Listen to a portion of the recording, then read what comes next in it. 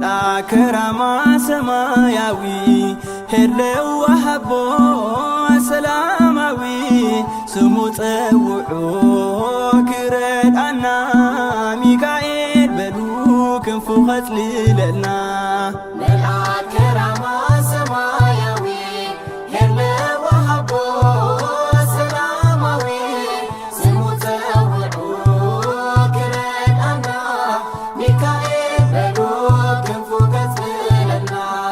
መልአከ ራማ ሰማያዊ ሄለው ወሃቦ ሰላማዊ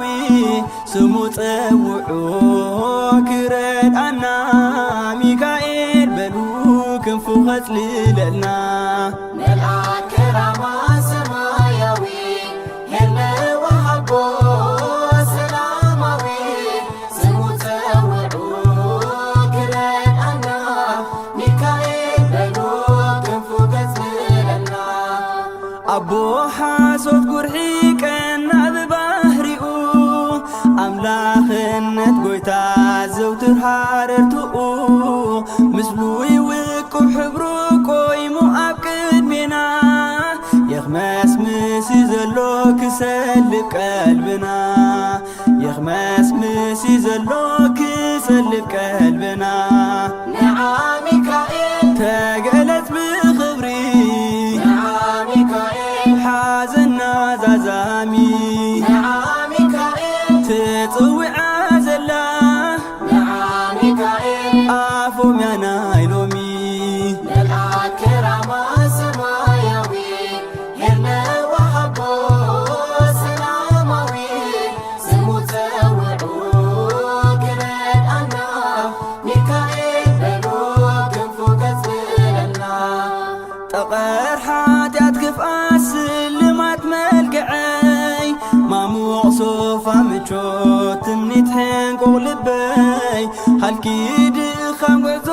ኣንፋር ንባህረይ ፍርደይ ዘንጊዐዮ መስኪን እንታይ ግደይ ፍርደይ ዘንጊዐዮ መስኪን እንታይ ግደይ ንዓ ሚካኤል ኣእሙረይ ክፈቶ ንዓ ሚካኤል ህይወተይ ለውጦ ንዓ ሚካኤል ኣምሳል ህይወት ባህራን ንዓ ሚካኤል ነፍሲ ወዲ ኻድሕን መልአከ ራማ ሰማያዊ ሄለው ወሃቦ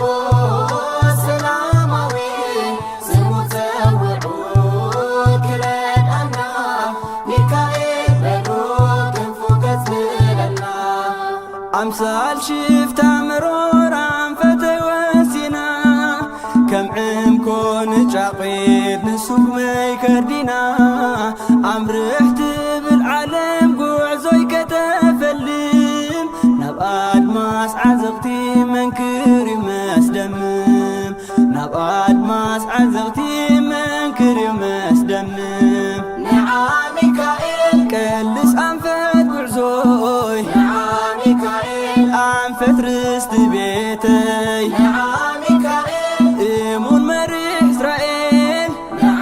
ሚካኤል ዙርያ ጉዕዞ ይከልል መልአከ ራማ ሰማያዊ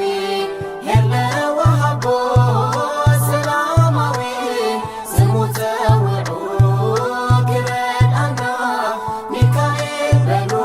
ክንፉ ኸጽልለና